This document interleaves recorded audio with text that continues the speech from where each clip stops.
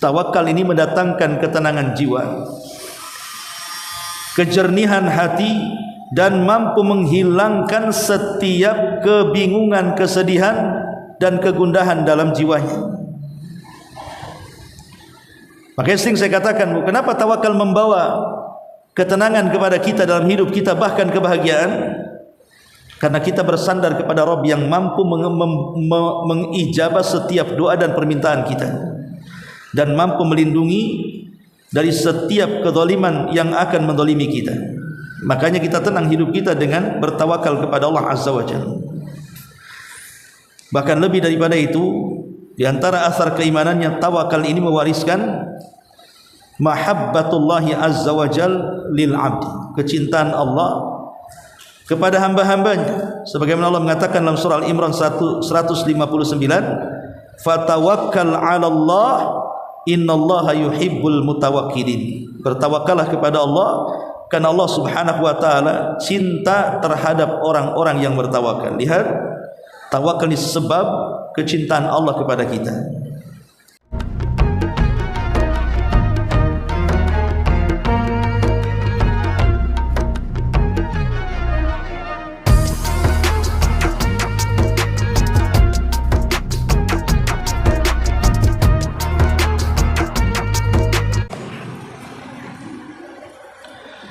Bismillahirrahmanirrahim. Assalamualaikum warahmatullahi wabarakatuh.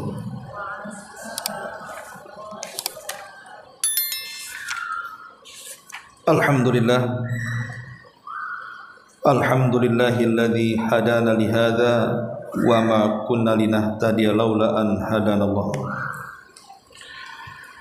Asyhadu an la ilaha illallah wahdahu rabbi la syarika lah, wa asyhadu anna Muhammadan abduhu wa rasuluhu alladzi la nabiyya ba'da, amma ba'du.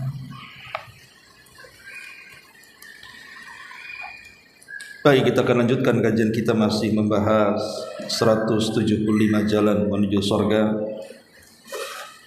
dan kita masuk pada poin ke 34 halaman 85. Allah akan memberikan kecukupan dan kepentingannya pada urusan dunia dan akhirat. Baik, kita baca matanya baru kita jelaskan. Di sini Rasulullah sallallahu alaihi wasallam bersabda dalam sebuah hadis yang dikeluarkan Imam Ibnu As-Sunni, dan hadis ini disahihkan oleh Syekh atau Imam Syu'aib dan juga Abdul Qadir Al-Arnaud dalam tahqiq kitab Zadul Ma'ad. Nabi sallallahu alaihi wasallam bersabda, man qala idza asbaha wa idza amsa hasbiyallahu la ilaha illahu alaihi tawakkaltu wa huwa rabbul arsyil azim sab'a marratin kafahullahu ma ahammahu min amri dunya wal akhirah. Barang siapa yang pada setiap hari ketika memasuki waktu pagi dan petang hari, dia pun mengucapkan kalimat hasbunallah, cukuplah bagiku Allah, la ilaha illahu, yang tidak ada sesembahan yang berhak disembah kecuali Dia, alaihi tawakkaltu, hanya kepada Allah lah aku bertawakal, wa huwa rabbul arsyil azim, dan dialah Rabb yang memiliki arsy yang sangat besar atau agung. 7 kali dibaca, maka faedahnya kafahullahu ma ahammahu min amri dunya wal akhirah, maka Allah akan memberikan kepadanya kecukupan dalam kepentingannya, baik urusan dunia dan akhiratnya. Baik masyarul muslimat yang dimuliakan Allah Azza wa Jalla, hadis ini menjelaskan kepada kita sebuah zikir yang sangat dianjurkan dibaca di pagi dan petang hari. Ibu yang selalu mengamalkan zikir pagi petang insyaallah hafal, karena zikir ini tidak terlampau panjang. Hasbunallah la ilaha illahu alaihi tawakkaltu wa huwa rabbul arsyil azim. Di sini Nabi SAW memberikan faedah. Siapa yang bisa membaca zikir pagi petang ini sebanyak 7 kali di pagi hari dan 7 kali di petang hari, maka Allah Subhanahu wa taala akan memberikan kecukupan. Artinya Allah Subhanahu wa taala akan memberikan penjagaan kepadanya dan pemeliharaan dalam hidupnya, sehingga kepentingan dunia dan akhiratnya bisa diuraikan bila terjadi banyak masalah dalam kehidupannya. Ma'asyiral muslimat yang dimuliakan Allah Azza wa Jalla, tidak syak lagi manusia ini kan setiap hari pasti mengalami banyak kesulitan. Ada saja kesulitan yang akan kita dapati, baik di siang hari atau di malam hari. Lah terkadang beberapa kesulitan yang kita hadapi itu terkadang susah diuraikan, susah kemudian kita mencari jalan keluarnya. Tentu bukan berarti setiap kesulitan tidak ada jalan keluarnya, ada jalan keluarnya. Tapi terkadang otak kita buntu untuk menguraikannya. Lah di sini Nabi SAW mengajarkan doa yang sangat pendek dan singkat yang bisa banyak menguraikan masalah kehidupan kita. Karena memang makna daripada doa ini luar biasa. Hasbiyallah, cukuplah Allah Subhanahu wa taala bagiku. Kalimat hasbi Allah, cukuplah Allah Subhanahu wa taala bagiku. Di sini banyak faedah yang kita akan petik. Karena kalimat hasbi Allah, cukuplah Allah Subhanahu wa taala bagiku, ini adalah syiarul muwahhidin. Syiarnya ahli tauhid. Bahkan Abul Anbiya, bapak dari seluruh para nabi, juga mengucapkan kalimat ini untuk keluar daripada kesulitan yang dihadapinya. Disebutkan dalam sejarah yang ma'ruf ketika Khalilur Rahman Ibrahim alaihi salatu wassalam dilempar ke dalam api, disebabkan karena dia menghancurkan patung-patung yang disembah Namrud dan kaumnya. Secara logika Ibrahim tidak akan selamat. Bagaimana akan selamat? Api begitu besar, penjaga di mana-mana, dia pun terikat dan dia dilempar ke dalam api. Macam mana dia akan selamat dari api itu? Tetapi bukan berarti kemudian setiap kesulitan tidak ada jalan keluar. Nabi Ibrahim alaihi salatu wasallam paham bahwa ini ujian dari Allah Subhanahu wa taala. Berarti hanya Allah yang bisa menyelamatkannya. Makanya tatkala kemudian Ibrahim dilempar ke dalam api tersebut, di tengah-tengah dia sedang melayang, jasadnya hampir masuk ke dalam api, dia pun diilhamkan Allah untuk membaca hasbunallah wa ni'mal wakil. Cukuplah Allah bagiku karena dia sebaik-baik pelindung. Semata-mata Ibrahim alaihi salatu wassalam membaca hasbunallah wa ni'mal wakil, maka turun perintah Allah kepada api, qul ya naru kuni bardan wa salaman ala Ibrahim. Katakan kepada api, wahai api, dinginlah dirimu dan selamatkan Ibrahim. Maka tiba-tiba api menjadi dingin dan Ibrahim pun selamat dari kobaran api itu. Kenapa kemudian Ibrahim alaihi salatu wassalam bisa selamat dari api itu? Tidak lain karena pertolongan Allah. Dia sangat yakin bahwa Allah yang akan menolongnya. Makanya dia mengatakan hasbunallah, cukuplah Allah sebagai pelindung. Kalau ibu menjadikan Allah sebagai pelindung, maka tidak ada yang bisa mencelakakan ibu. Tapi kalau ibu menjadikan makhluk sebagai pelindung, sekuat apapun makhluk terkadang meleset perlindungannya.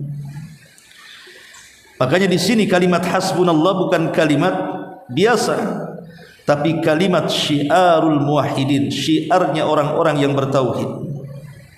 Dicontohkan dengan Nabi Ibrahim alaihi salatu wassalam, dan juga dicontohkan oleh Nabi kita Muhammad sallallahu alaihi wasallam. Karena saat Nabi sallallahu alaihi wasallam terjadi kekalahan di perang Uhud, dan itu pukulan telak kepada kaum muslimin, bisa saja kekalahan ini menjadikan down hati kaum muslimin sehingga lemah hati-hati mereka menghadap musuh. Baru saja mengalami kekalahan dan mereka baru istirahat. Tiba-tiba kemudian orang-orang musyrik Arab ini yang dipimpin oleh Abi Sufyan membuat makar dengan mengutus seseorang untuk disampaikan kepada Rasul bahwa akan ada pasukan yang jauh lebih besar dibandingkan Uhud yang akan menyerang mereka di Madinah. Tapi mendengar hal itu, Nabi SAW hanya bisa mengucapkan hasbunallah wa ni'mal wakil.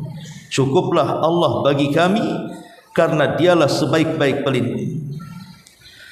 Ketika Nabi SAW mengucapkan kalimat itu dan didengar para sahabat, maka para sahabat menjadi bangkit imannya. Fazaduhum imanan, maka iman mereka bertambah. Ketika dikatakan innan nasa qad jama'u lakum fahsyauhum fazaduhum imanan wa qalu hasbunallah wa ni'mal wakil. Ketika ada kabar kepada Nabi SAW, innan nas, sesungguhnya manusia, qad jama'u lakum, mereka sudah berkumpul, maksudnya orang-orang kafir Quraisy, fahsyauhum, takutlah kepada mereka. Tapi justru ancaman itu membuat iman para sahabat bertambah, dan mereka pun semangat mengucapkan kalimat hasbunallah wa ni'mal wakil. Jadi faedah yang pertama dari kalimat hasbi Allah di sini, kalimat ini adalah syiarul muwahhidin, syiarnya orang-orang yang bertauhid. Kalau kita merasa orang yang bertauhid, jadikan Allah sebagai pelindung kita. Kemudian yang kedua, kalimat hasbi Allah artinya juga adalah al-kafi wahdahu li ibadihil mu'minin fi daf'il madhari anhum. Maksudnya hasbi Allah itu, cukuplah bagiku Allah, artinya kita sangat percaya dan yakin dengan Allah Subhanahu wa taala, pasti Dia akan mencukupkan kita, artinya akan mewakilkan kita di dalam mencegah banyak madarat yang akan menimpa kita. Kalau ibu merasa dizalimi dan ada yang akan menyakiti, katakan hasbi Allah, cukuplah Allah yang akan melindungi. Kalau ibu ada yang ngancam, pamannya mengatakan kepada ibu, saya akan sihir ibu, saya akan santet ibu, bahkan saya akan kerahkan banyak tukang-tukang sihir supaya ibu terkena sihir, katakan hasbi Allah, cukuplah Allah pelindung, tidak perlu takut. Dan begitu seterusnya.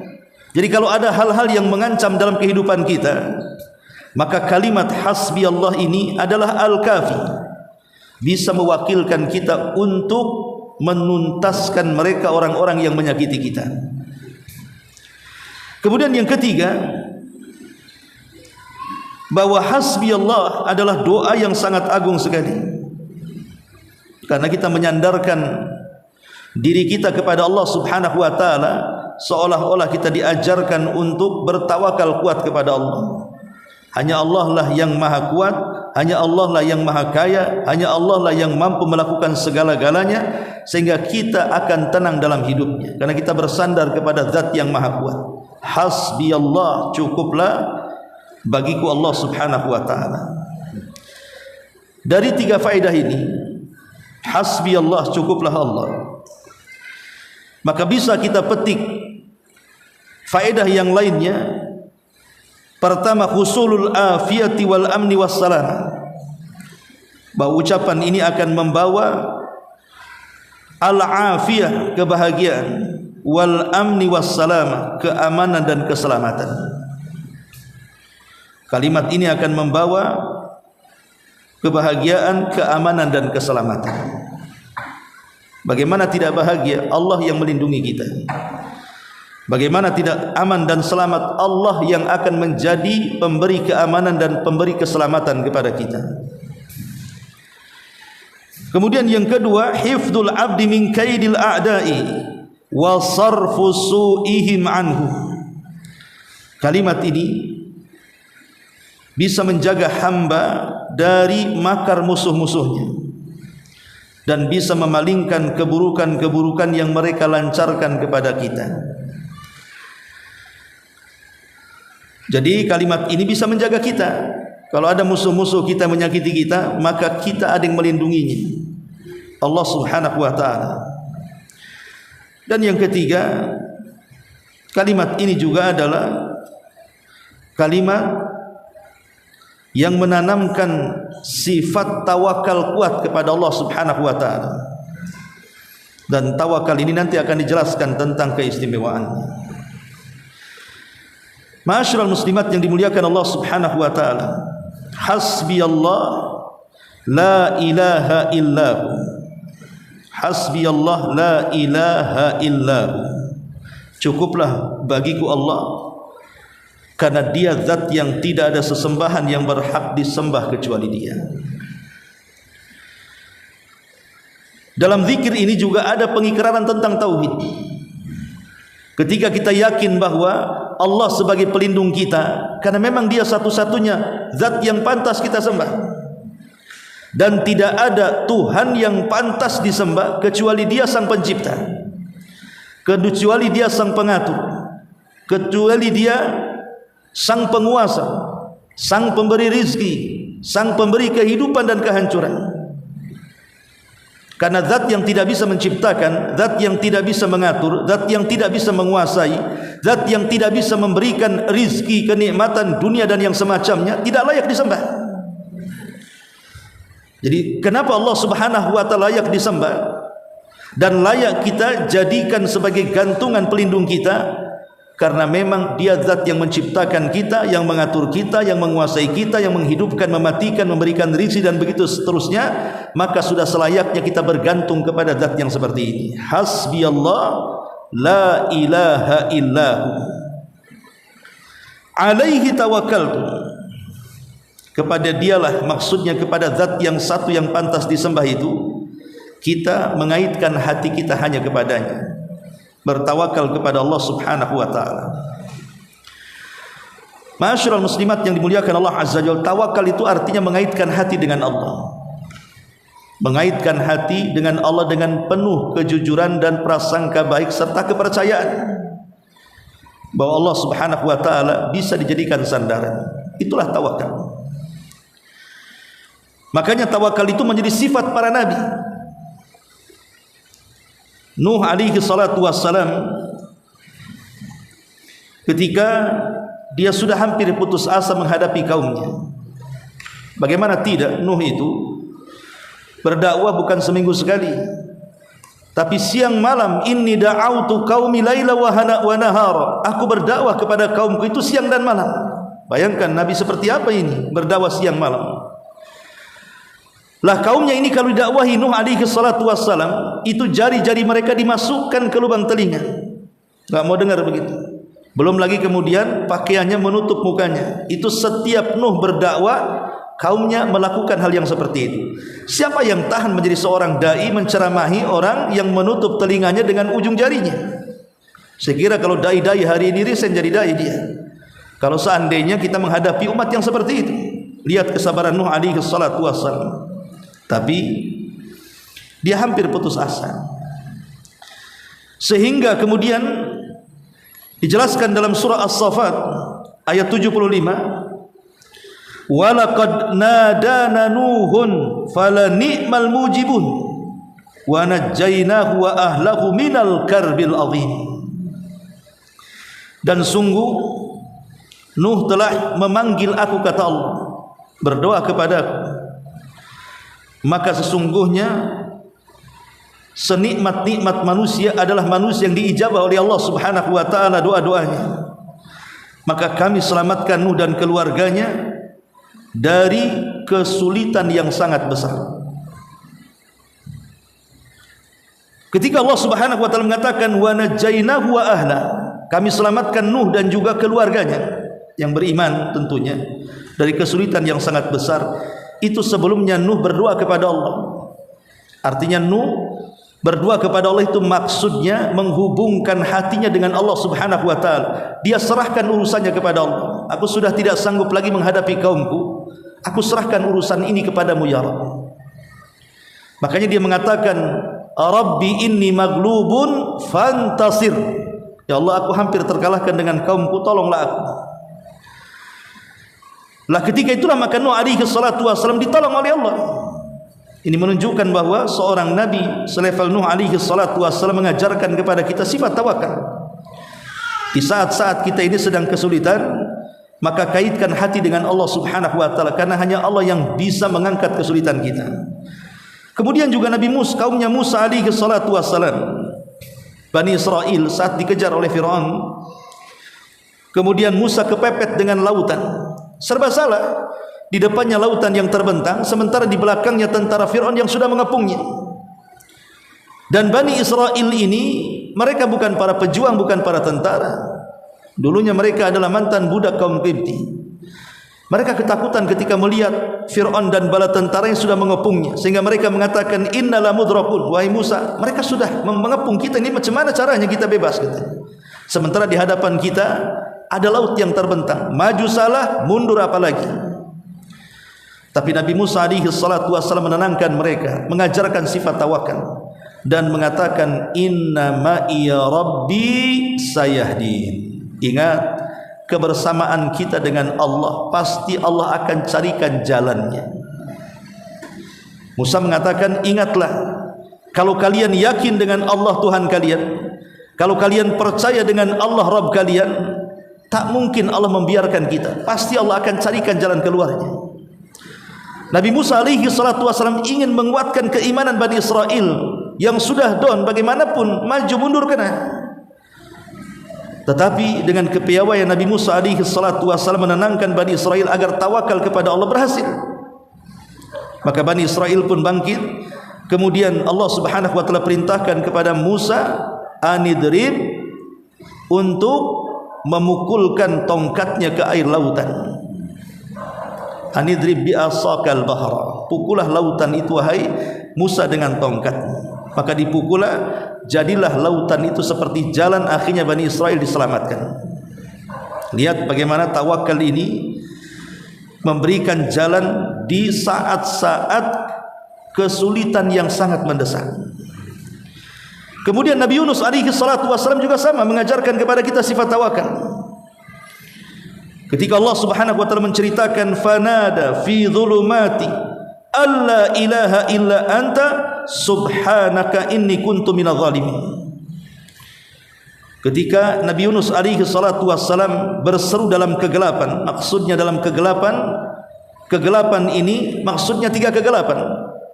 Kegelapan dalam perut ikan, kegelapan di dasar lautan, dan kegelapan di tengah malam. Siapa yang bisa tahan hidup orang seperti ini? Kalau bukan karena Allah, Nabi Yunus pasti mati. Berapalah manusia tahan tanpa ada alat untuk menyelam, dia masuk ke perut ikan.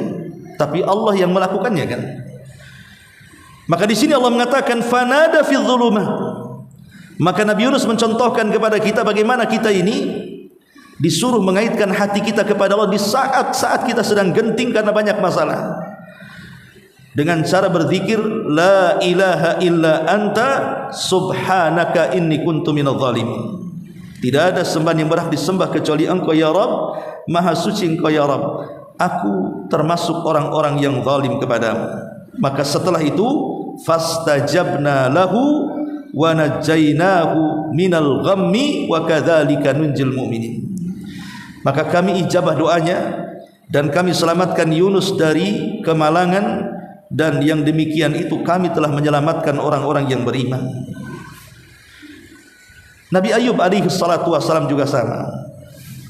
Saat dia sedang sakit parah, satu-satunya nabi yang diuji oleh Allah dengan sakit yang berkepanjangan dan ujian yang bertubi-tubi adalah Ayub alaihi salatu wassalam. Makanya orang-orang Arab kalau menghibur kawannya yang sedang sakit, yang sedang tertimpa kemalangan, mereka senantiasa mengatakan sabarlah seperti sabarnya Ayub.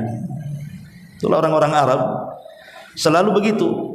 kalau menasihati kawannya, saudaranya yang sedang kemalangan, yang sedang mendapatkan penderitaan, sakit dan yang lainnya, selalu memberikan nasihat, sabarlah wahai saudaraku seperti sabarnya Ayub. Mungkinkah orang sesabar Ayub? Ya tidak mungkin. Ayub hanya dijadikan percontohan Imamus Sabirin. Siapa yang tahan dengan ujian Nabi Ayub? Dalam beberapa waktu ludes hartanya, dalam beberapa waktu seluruh anak-anaknya meninggal dunia, dan hanya dalam beberapa waktu yang singkat datang penyakit yang menimpanya, yang penyakit ini tidak pernah dikenal oleh kaumnya. Aneh penyakitnya, sehingga orang-orang menganggapnya itu kutukan. Akhirnya dikucilkan manusia karena takut tertular dengan penyakitnya.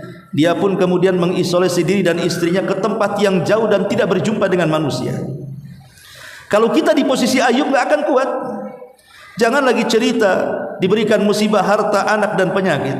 Satu dua musibah yang ringan saja kadang-kadang sudah kiamat kita ini. Lah tetapi Nabi Ayub mencontohkan bagaimana tawakalnya dia kepada Allah Subhanahu wa taala. Ketika ada dua orang yang membicarakan Ayub, itu dua orang sebenarnya ini yang masih setia dengan Nabi Ayub. Yang lainnya sudah tidak ada lagi datang menjenguk Ayub. Lah dua orang kesetiaan Ayub saja berdialog satu dengan yang lain dan mengatakan, cobalah kita pikirkan soal penyakit saudara kita Ayub ini. Kata temannya mengatakan, bagaimana kau bicara soal itu? Kemudian dia katakan, perhatikan penyakitnya. Dari mulai munculnya sampai sekarang tidak ada tanda-tanda sedikit pun kesembuhan walaupun secuil. Kalau ini bukan kutukan apa namanya? Jangan-jangan Ayub itu melakukan dosa yang tidak pernah dilakukan kaumnya. Ucapan ini terdengar ke telinga Ayub. Sedihlah Ayub. Tidak mungkin seorang nabi melakukan dosa dan karenanya datang kutukan kepadanya. Makanya dia hanya kemudian mulai mengaitkan hatinya kepada Allah, dan dia pun mengatakan di hadapan Allah Subhanahu wa taala, Rabbi inni massaniyadh-dhurr wa anta arhamur rahimin. Ya Rabb, aku tahu bahwa madarat yang sampai kepadaku itu Kau yang kasih. Tetapi aku tahu juga tidaklah Engkau memberikan madarat kepadaku ya Rabb kecuali karena kasih sayang-Mu kepadaku. Indahnya kata-kata ini kalau diucapkan orang-orang yang sedang menderita kan. Aku yakin penyakit ini datang darimu ya Rabb, tapi ku yakin juga bahwa tidaklah Kau menimpakan penyakit ini kepadaku kecuali karena kasih sayang-Mu kepadaku. Sebab kata-kata inilah maka Allah Subhanahu wa taala kemudian berfirman, fastajabna lahu fakashafna ma bihi min dhurrin. Kami ijabah doa-doanya Ayub dan kami hilangkan seluruh madaratnya. Allah kembalikan hartanya 2 kali lipat, Allah kembalikan keturunannya 2 kali lipat, dan Allah berikan kesehatannya 2 kali lipat. Sebab tawakal kepada Allah Subhanahu wa ta'ala. Dan banyak kisah-kisah tentang fadilah bertawakal kepada Allah Subhanahu wa ta'ala. Alaihi tawakkaltu. Kepada Allah lah kita bertawakal. Sedikit kita kembangkan masalah tawakal. Ibu-ibu yang dimuliakan Allah Subhanahu wa ta'ala, tawakal ini memiliki asar keimanan. Tawakal ini memiliki asar ataupun pengaruh kepada keimanan kita. Apa saja pengaruh tawakal itu? Pertama, pengaruh tawakal itu hifdzullahi azza wa jal liman tawakkala alaihi minasyaitonir rajim.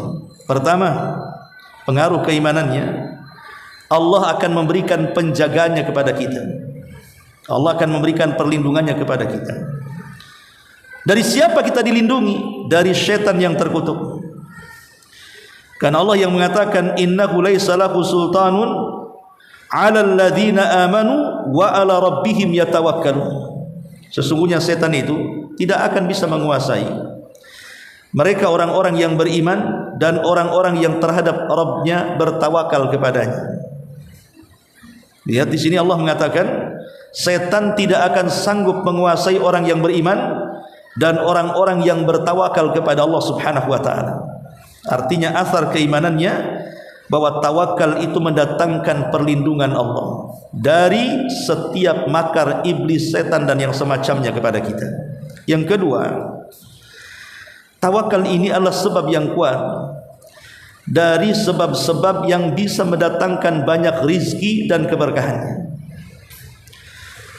Dan itu disebutkan dalam hadis Nabi sallallahu alaihi wasallam, "Lau kuntum tatawakkaluna 'ala Allah haqqa tawakkuli, la ruziktum kama yurzaqut tayr." Kalau kalian betul-betul tawakal, kata Rasul, kepada Allah Subhanahu wa taala, maka kalian akan diberikan rizki seperti seekor burung. Yaghdu himasan wa taruhu bitana. Keluar dari sarangnya lapar, pulang sudah kenyang. Coba kita berpikir, Bu, burung ini tidak seperti manusia kan? Mereka tidak sekolah. Mereka tidak punya pekerjaan tetap seperti manusia. Mereka tidak ada yang jadi petugas pemerintah. Dan mereka juga tidak punya keahlian seperti banyak manusia. Keahlian macam-macam. Burung ini ya burung, keahliannya tidak ada sama sekali. Dia hanya mengikuti insting yang diilhamkan Allah kepadanya. Dia berusaha keluar dari sarangnya, mencari sebab mencari makanan. Nanti di tengah jalan Allah perlihatkan makanannya. Dengan cara apa?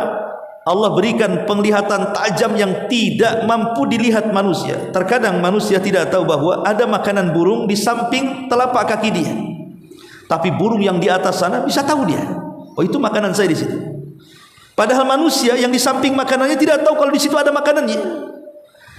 Lah siapa yang mengilhamkan kemudian pandangan burung langsung terfokus kepada makanannya, kemudian langsung mengambil makanannya?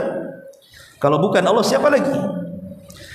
Lah begitulah Allah Subhanahu wa taala menjanjikan kepada orang yang bertawakal akan diberikan rizki seperti burung dihantarkan ke tempat rizkinya. Ini yang kedua, asar keimanannya. Tawakal ini menjadikan sebab datangnya rizki. Yang ketiga, bahwa di antara asar keimanan atau pengaruh keimanan tawakal, kafahullahu wa hama. Allah akan menjaganya, Allah akan memberikan perlindungan kepadanya, sebagaimana Allah mengatakan dalam surah At-Talaq ayat 3, "Wa man yatawakkal 'ala Allah fa huwa hasbuh." Barang siapa yang bertawakal kepada Allah, maka cukuplah Allah sebagai pelindungnya. Ma'asyiral muslimat yang dimuliakan Allah Subhanahu wa taala. Kemudian apa lagi?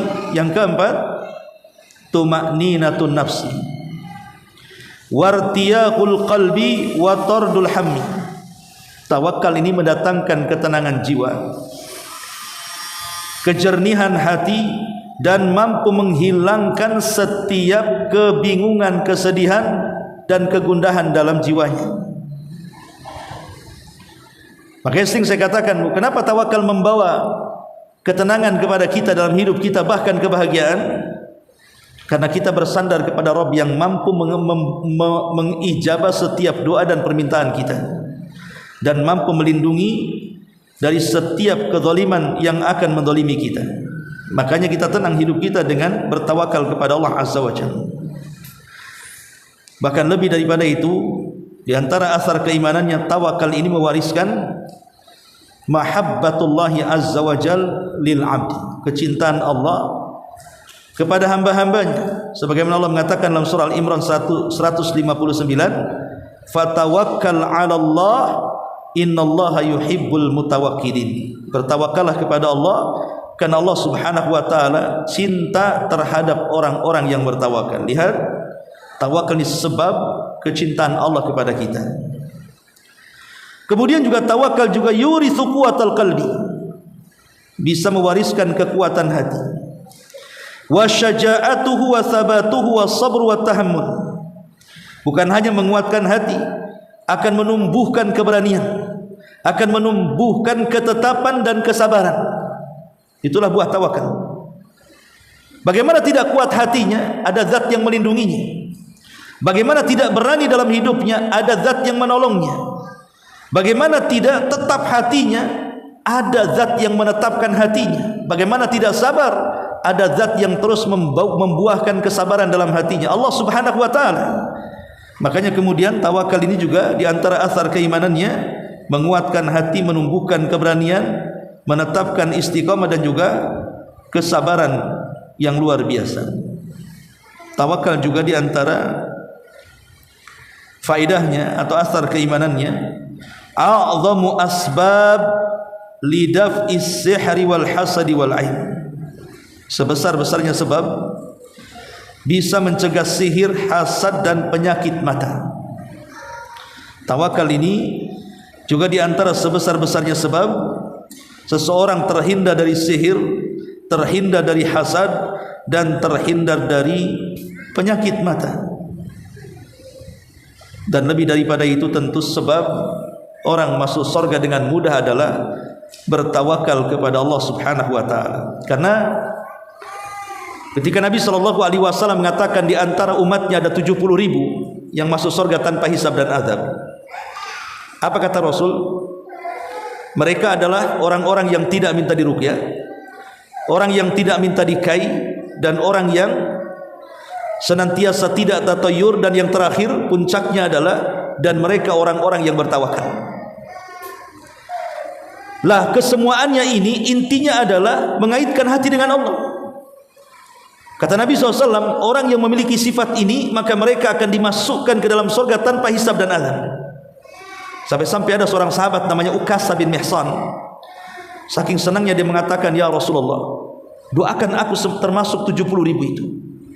Maka Rasul mengatakan, baik, akan aku doakan engkau termasuk yang 70.000 itu. Tiba-tiba berbangkit satu orang lagi dan mengatakan, saya juga wahai Rasul. Kata Rasul mengatakan, sabaqaka biha Ukasah. Oh, tidak bisa, Ukasah sudah mendahului kamu. Kenapa Rasul mengatakan seperti itu? Ini adalah husnul ta'lim namanya. Rasul kalau mengajar itu dia tidak menyinggung perasaan orang. Sebab kalau Rasul mengatakan, oh kamu bukan termasuk yang 70.000, berarti seolah-olah Rasul akan mengatakan kau ini termasuk penghuni neraka. Atau kalau Rasul mengatakan, oh iya kamu juga seperti Ukasah, Rasul tahu yang berdiri itu bisa saja dia munafik. Sementara orang munafik, kalau Rasul katakan engkau termasuk kelompok itu, berarti dia masuk surga. Munafik tidak mungkin masuk surga. Jadi serba salah Rasul akan mengatakan. Makanya kemudian dengan bahasa halus, oh tidak bisa, Ukasah sudah mendahului kamu. Itu namanya husnul ta'lim, supaya tidak tersinggung hatinya. Dan itulah kebijakan Nabi SAW. Intinya, alaihi tawakkaltu, kita diajarkan untuk bertawakal. Wa huwa rabbul arsyil azim, dan dia adalah Rabb, pemilik arsy yang sangat agung. Arsy ini adalah makhluk yang pertama kali diciptakan oleh Allah Subhanahu wa taala. Walaupun menjadi khilaf para ulama tentang 3 makhluk, mana yang lebih utama diciptakan. Pertama arsy, yang kedua air, yang ketiga kolam. Ada yang mengatakan kolam dulu, ada yang mengatakan air dulu, ada yang mengatakan arsy dulu. Tapi pendapat yang aqrab wallahu alam bahwa Allah menciptakan pertama arsy dulu. Kemudian setelah itu air, karena arsy di bawah air. Kemudian setelah itu kolam, dan Allah katakan catatlah segala sesuatu yang akan berlaku. Lah arsy ini adalah makhluk yang sangat besar sekali, makhluk terbesar, bukan yang sangat besar, terbesar dari seluruh makhluk Allah Subhanahu wa taala. Untuk menunjukkan apa? Kebesaran Allah. Allah sanggup menciptakan makhluk sebesar arsy. Bayangkan ketika Rasul membandingkan antara langit dan bumi dan galaksi-galaksi yang lainnya, kalau disatukan kemudian dibandingkan dengan arsy, itu laksana cincin di tengah di padang pasir. Cincin yang diletakkan di tengah padang pasir. Cincin itu langit, bumi, dan juga seluruh alam semesta. Sementara padang pasir itu arsy-nya, saking besarnya. Lalu siapa yang menciptakannya? Allahu Akbar. Allah tentu lebih besar dibandingkan arsy-nya. Nah, setelah Nabi SAW mengajarkan doa ini, maka Rasul mengatakan sab'a marratin. Ibu baca 7 kali saja. Kapan itu? Ya di waktu pagi. Kapan waktu pagi? Ya setelah subuh. Kita sudah mulai start itu. Setelah subuh kita boleh membacanya. Kemudian 7 kali juga di waktu petang. Maksudnya di sore hari, bisa pada asar, bisa pada maghrib, terserah kan itu. 7 kali. Kemudian Rasul tutup hadisnya, kafahullahu ma ahammahu min amri dunya wal akhirah. Allah akan memberikan kecukupan dalam kepentingan dunianya. Jadi menghadapi dunia ini ada saja jalan keluarnya. Itu makna kafahu. Allah mencukupkan itu maksudnya Allah memberikan banyak jalan keluar dari kesulitan dunianya. Pamannya ibu ada masalah dengan suami, karena sering baca doa ini, hanya sebentar saja akhirnya sudah tahu jalan keluarnya. Ada masalah dengan tetangga, ada yang masalah di perusahaan, ada masalah di teman-teman, dan begitu seterusnya. Maka orang yang selalu mendawamkan doa ini seolah-olah encer otaknya. Bisa saja dia menyelesaikan masalah itu. Bukan hanya di dunia, wal akhirati, bahkan kesulitan di akhirat dia sanggup untuk terhindar dari kesulitan. Ma'asyiral muslimat yang dimuliakan Allah Subhanahu wa taala, dan ingat bahwa zikir pagi petang ini disebutkan oleh sebagian para ulama satu di antara 4 zikir. Kalau kita baca setiap hari, maka kita dianggap sebagai ahli zikir. Pertama, tidak meninggalkan doa pagi dan petang. Yang kedua, tidak pernah meninggalkan zikir setelah sholat wajib. Yang ketiga, tidak pernah meninggalkan zikir sebelum tidur. Dan yang keempat, tidak pernah meninggalkan zikir setelah keluar rumah. Siapa yang mendawamkan 4 zikir ini? Zikir pagi petang, zikir ba'da salat, zikir sebelum tidur, dan zikir ketika keluar rumah, maka ibu dikatakan ahlu zikri, ahlinya berzikir. Karena ahli zikir itu bukan yang 24 jam ibu membaca zikir pagi, siang, malam, enggak. Itu namanya menyengsarakan diri. Syariat Islam itu tidak mungkin menyengsarakan umatnya. Cukuplah kita membaca 4 tempat zikir ini, maka kita dianggap ahlu zikir, ahlinya berzikir. Zikir pagi petang, zikir selepas sholat wajib yang 5 waktu, zikir sebelum tidur, dan zikir ketika kita keluar rumah. Bismillahi tawakkaltu ala Allah, la hawla wa la quwata illa billahil aliyyil azim. Ma'asyiral muslimat yang dimuliakan Allah Azza wa Jalla, inilah diantara faedah daripada riwayat ini, bahwa dalam riwayat ini Nabi menganjurkan kepada kita untuk melanggengkan doa ini, karena ini satu di antara jalan menuju surga yang dicatat oleh pengarang di dalam kitab 175 jalan menuju surga. Wallahu alam, sekira satu bab saja sebelum saya tutup. Silakan kalau ingin bertanya.